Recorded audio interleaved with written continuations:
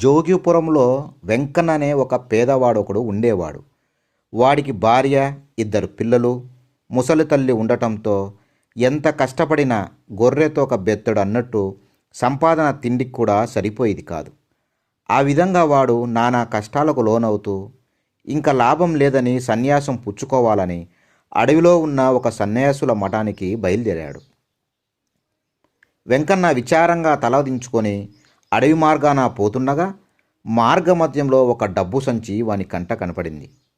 వాడు సంచి తీసుకొని ఎక్కడ లేని ఉత్సాహంతో, నేను సన్యాసం పుచ్చుకోవటం ఈ చుట్టుపక్కల ఉండే వనదేవతలకు ఇష్టం లేనట్టుంది, అందుకే ఆ మహాతల్లి కరుణించి మార్గమధ్యంలో డబ్బు సంచి పెట్టింది. ఇంటికి తిరిగిపోయి ఈ డబ్బుతో సుఖంగా బతుకుతాను అనుకుంటూ పట్టారాని సంతోషంతో వెనుదిరిగాడు. ఆ మరుక్షణమే ఒరేయ్ ఆగు అంటూ ఒక పెద్ద కేక వినపడింది. వెంకన్న ఆగి బెదురుగా తల తిప్పి చూశాడు. కండలు తిరిగిన ఇద్దరు దొంగలు చేతిలో తలతలా మెరిసే కత్తులతో వాడి కంటపడ్డారు. వాళ్ళు పెద్ద గజ దొంగలు. ఊళ్ళో దొంగతనం చేసి ఆ డబ్బుతో తమ స్థావరానికి పోతూ దొంగలించిన డబ్బులో ఒక సంచి చేజారి దారిలో పడిపోయిందని గ్రహించారు. వాళ్ళు డబ్బు సంచి వెతుక్కుంటూ వస్తుండగా చేతిలో డబ్బు సంచితో వెంకన్న కనిపించాడు. దొంగలిద్దరూ వెంకన్నను సమీపించి, నోరు మెదపకుండా ఆ డబ్బు సంచి ఇటివ్వు, మేము ఎంతో సాహసించి నేర్పుగా సంపాదించిన డబ్బును ఉట్టినే దొంగలించుకుపోదామనుకుంటున్నావా అంటూ గద్దించారు. వెంకన్న వణికిపోతూ డబ్బు సంచిని దొంగలకిచ్చి, అయ్యల్లారా, ఇది మీ డబ్బు సొమ్మని నాకు తెలియదు. ఎంత కష్టపడి కుటుంబాన్ని పోషించలేక సన్యాసం పుచ్చుకుందామని బయలుదేరాను. దారిలో కంటపడిన ఈ డబ్బు సంచిని నా కష్టాలు తీర్చడానికి ఏ వనదేవతో కరుణించి ప్రసాదించిందని పొరపడ్డాను అన్నాడు.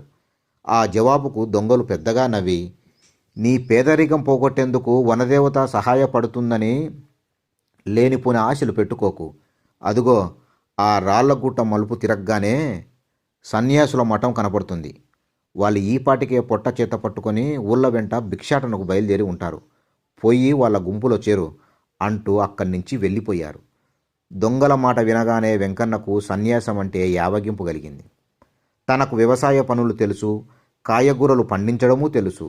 అలాంటి తన సంసారం మోయడం భారం అనుకొని ముసలి తల్లిని, కట్టుకున్న భార్యను, కన్న పిల్లలను వదిలి సన్యాసుల వెంట జోలె కట్టుకొని తన ఒక్కడి తిండి కోసం ఊళ్ళు తిరగడమా, ఛీ అనుకుంటూ గబగబా నడిచి ఇల్లు చేరాడు.